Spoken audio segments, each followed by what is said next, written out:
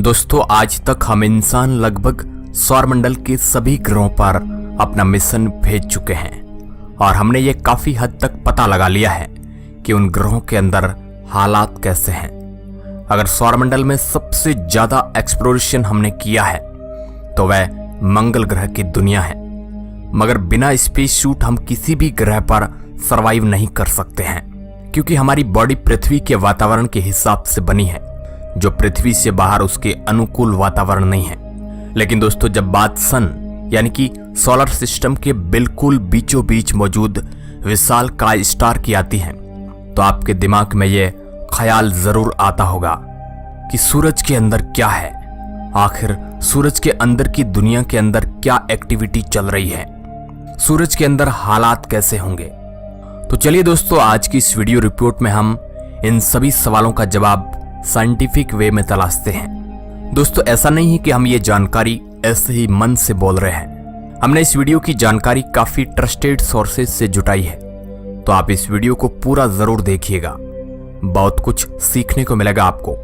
Hello दोस्तों, मैं हूं आपका दोस्त सुरेश सांचोरी। आप देख रहे हैं रहस्य टेलीविजन यूट्यूब चैनल। दोस्तों, आज की यात्रा हमारे लिए काफी रिस्की है, मगर यूट्यूबर हैं हम, क्या करें।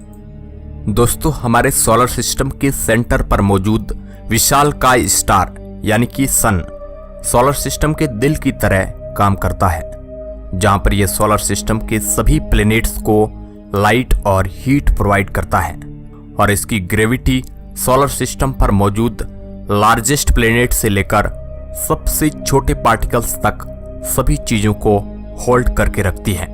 और दोस्तों, सन इतना ज्यादा बड़ा है कि इसमें 13 लाख पृथ्वी को इसके अंदर सेट किया जा सकता है। बाकी सोलर सिस्टम की तरह सन ने भी आज से 4.5 बिलियन साल पहले डस्ट और गैस का बड़ा सा जायंट रोटेटिंग क्लाउड फॉर्म किया था। दोस्तों, ये क्लाउड इसकी ओवरवेलमिंग की वजह से कोलैप्स होते हैं, जहां पर इसका ज्यादातर मटेरियल सेंटर पर जाता है और सन का फॉर्मेशन होता है, जो कि पूरे सोलर सिस्टम का 99.8% मास अकेले कवर करता है। इस पूरे घटनाक्रम को न्यूक्लियर फ्यूजन के नाम से जाना जाता है, जहां हाइड्रोजन आइटम्स आपस में फ्यूज होकर हीलियम गैस का फॉर्मेशन करते हैं, जिसकी वजह से बेहद ही ज्यादा मात्रा में लाइट और हीट के रूप में एनर्जी क्रिएट होती है, जो कि बाकी प्लैनेट्स, मून्स, एस्टेरॉइड और कॉमेट के एनवायरनमेंट को इन्फ्लुएंस करके पूरा सोलर सिस्टम क्रिएट करता है। सूर्य का गुरुत्वाकर्षण पृथ्वी के मुकाबले 28 गुना ज्यादा है।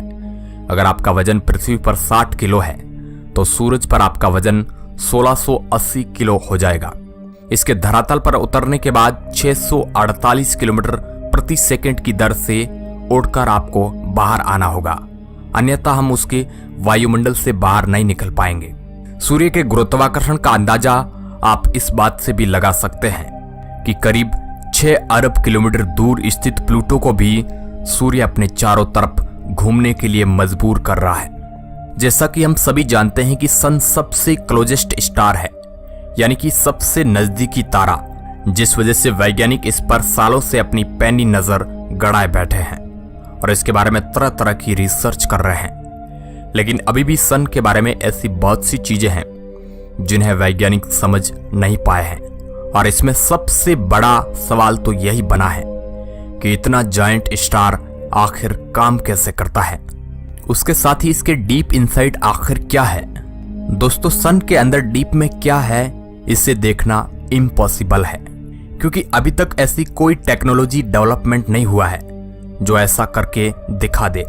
लेकिन फिजिक्स और कंप्यूटर मॉडलिंग के एप्लीकेशन से एस्ट्रोनॉमर्स ये अंदाजा लगा सकते हैं कि सूरज के अंदर क्या चल रहा है। अब दोस्तों, अगर आपको भी जानना है कि सन के अंदर क्या है, तो आपको ऐसा मानना होगा कि इसे 6 लेयर्स में डिवाइड किया गया है और हर लेयर का फिजिकल विशेषता अलग है। तो चलिए दोस्तों, आज इन डायनेमिक और कॉम्प्लेक्स रीजन को एक्सप्लोर करते हैं, ताकि यह पता लगाया जा सके कि सन के अंदर किस तरह की चीजें मौजूद है। दोस्तों, सन का हार्ट उसका कोर है, जो कि एक न्यूक्लियर रिएक्टर है। वहीं अगर हम इसके साइज की बात करें, तो दोस्तों ये हमारे पृथ्वी से 1000 गुना ज्यादा बड़ा है, और यही वो जगह है जहां पर न्यूक्लियर फ्यूजन होता है। जहां सर्टेन अमाउंट के प्रेशर टेम्परेचर पर हाइड्रोजन आइटम कोलाइड होकर फ्यूजन करते हैं, जिससे हीलियम का निर्माण होता है। दोस्तों, जो एनर्जी यहां पर प्रोड्यूस होती है वो सन को पावर देती है और उसी की मदद से हम सूरज से निकलने वाली हीट और लाइट को हर रोज फील कर सकते हैं। वहीं अगर हम सन के कोर पर मौजूद टेम्परेचर की बात करें तो दोस्तों यहाँ का टेम्परेचर 15 मिलियन डिग्री सेल्सियस यानी कि 1,50,00,000 डिग्री सेल्सियस तक पहुंच जाता है। और अगर आप अभी भी हैरान नहीं हुए हैं तो हम आपको बता दें कि सोलर फ्यूजन की वजह से सन में मात्र 1 सेकेंड में जो एनर्जी क्रिएट होती है वो 1.8 बिलियन न्यूक्लियर बॉम्ब से बहुत ही ज्यादा होती है।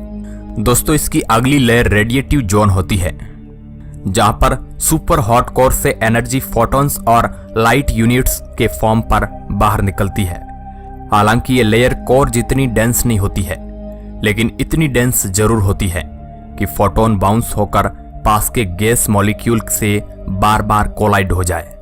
वहीं दोस्तों, अगर हम नासा की माने तो एक सिंगल फोटोन 1,00,000 साल का समय लेता है ताकि वो सन के कोर से इसकी आउटर लेयर तक पहुंच सके। अब अगर हम नेक्स्ट लेयर यानी कि कन्वेक्टिव जोन की बात करें तो दोस्तों, कन्वेक्टिव जोन में टेम्परेचर गिरकर 2 मिलियन डिग्री सेल्सियस तक पहुंच जाता है और डेंसिटी इतनी लो हो जाती है कि फोटॉन्स हीट में कन्वर्ट होना शुरू हो जाते हैं और कन्वेक्शन करंट के जरिए बाहर आना शुरू हो जाते हैं। दोस्तों, ये करंट हॉट गैस के राइजिंग कॉलम है जो कि रोलिंग मोशन क्रिएट करते हैं, ठीक वैसे ही जैसे उबलते हुए पानी में क्रिएट होते हैं। चलिए दोस्तों, अब हम उस लेयर की बात करते हैं जिसे हम पृथ्वी से देख सकते हैं, जो कि सन के एटमॉस्फेयर का लोवेस्ट पार्ट है और इसी रीजन को फोटोस्फीयर कहते हैं। हम आपको बता दें कि फोटोस्फीयर को कई बार सन की सरफेस भी कहा जाता है। हालांकि ये रॉकी प्लैनेट्स की तरह सॉलिड सरफेस नहीं है, लेकिन 300 मील या फिर 482 किलोमीटर की ये मोटी आउटर लेयर में हॉट प्लाज्मा मौजूद रहता है।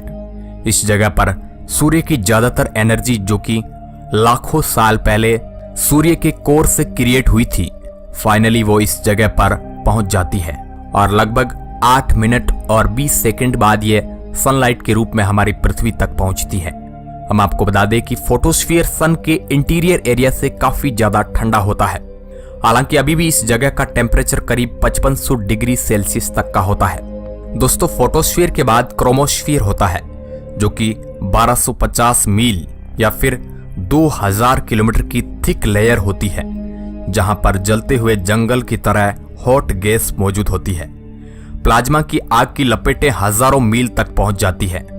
और हम आपको बता दें कि क्रोमोस्फीयर के बारे में एक मिस्ट्री है, जहां पर यह कहा जाता है कि आप इस लेयर के जितना बाहर जाएंगे आपको उतनी ज्यादा गर्मी लगेगी, वहीं बाकी सारी लेयर में आप जितना अंदर जाएंगे आपको उतनी गर्मी महसूस होगी।